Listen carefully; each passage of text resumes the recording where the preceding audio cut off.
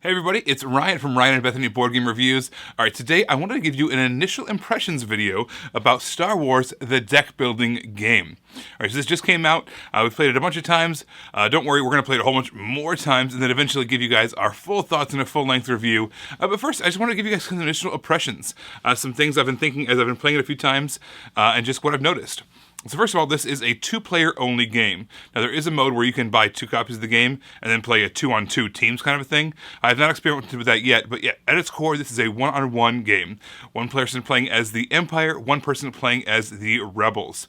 All right, so you have, just like most deck builders, you have a starting weak hand of cards, 10 cards to be specific, and then you are going to be buying more cards in order to turn those into stronger and stronger cards, stronger and stronger deck, stronger and stronger deck, and so on and so forth. All right, so what makes this game stand out? What are some unique things about it? So first of all, because it's a Star Wars themed, there's something called a force track.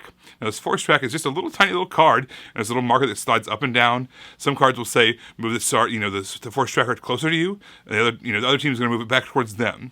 And then there's other cards that say things like, if the force is with you, meaning it's on your side, do something special. Maybe you get to draw some extra cards, maybe you get to do some extra damage, things like that.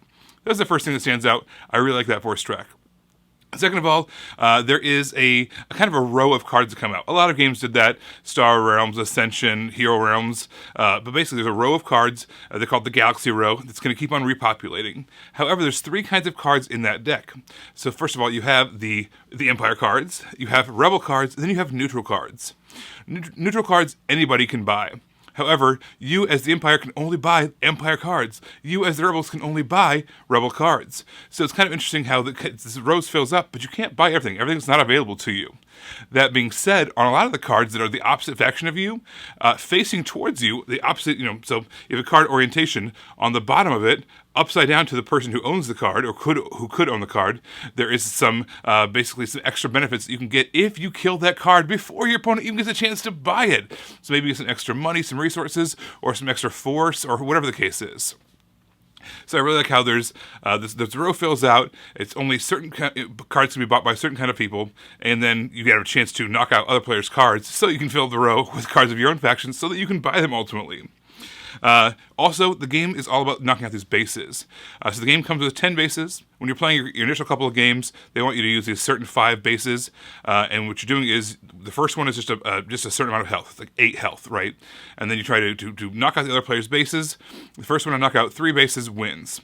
But each one besides the starting location has some kind of cool special ability to it. Maybe it's a one-time thing, like when Mustafar, for instance. When Mustafar first comes out as the Empire's planet, you get 4 force, 4 spots on that force tracker towards your side, which is really, really great. But then other ones have kind of more of a stagnant ability. So like every time you play a neutral character, draw a card, or something like that. So you have all these different bases, all different special abilities that you can have, and you get to choose which ones you bring out at which time, based off of your certain circumstances and what cards you've purchased. In the fuller version of the game, what they call the advanced version of the game, you have 10 of those cards. You have one on top, that's your current one, and down below it, you just have all the different options down below. As soon as that one gets knocked out, you just sift through it, choose which one fits your circumstances best, bring that one up.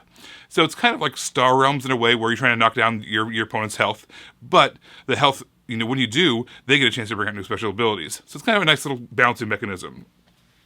And speaking of Star Realms, this is kind of the game that it reminds me the most of. It definitely draws heavily from a game like that. The combos aren't quite as strong in terms of, there's those 4 colors in Star Realms where you're trying to always get, reds stacked together. When reds are with reds, they do extra stuff. And with blues are with blues, they do extra stuff, or whatever the case is. This doesn't have that so much, but it does have these keywords like trooper, or smuggler, or officer, or vehicle. And so some cards will say things like, whenever a vehicle comes out, whenever you play a vehicle, draw a card. Or, go grab a trooper out of your discard pile. Some things like that. So there's little keywords. So you kind of want to kind of get some synergy going between the things that you're buying, which you've already got, so that way you can kind of maximize your turns and get some really big combos pulled off. All right, so that's all for my initial impressions. it's a pretty standard deck builder, but there is some nice little twists to it that I wanted to bring up. Yeah, like I said, look forward to our full review coming up. And this is what I'm calling it, by the way, our Star Wars week. Kicking it off with this video, but then also we're going to have our full review of Star Wars The Clone Wars, which is the pandemic Star Wars game. And then on top of that, our daughter also chose to review that game.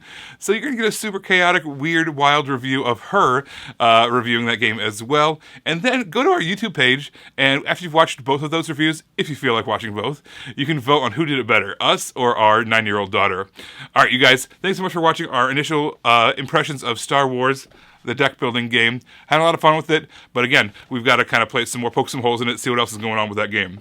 Thanks so much for watching. As always, be sure to hit that subscribe button. We'd really appreciate that. And you can find us in all these different locations over here, all of our different social media challenges, or all our different all our different social media pages. Thanks so much for watching, and we will see you next time. Bye, everybody.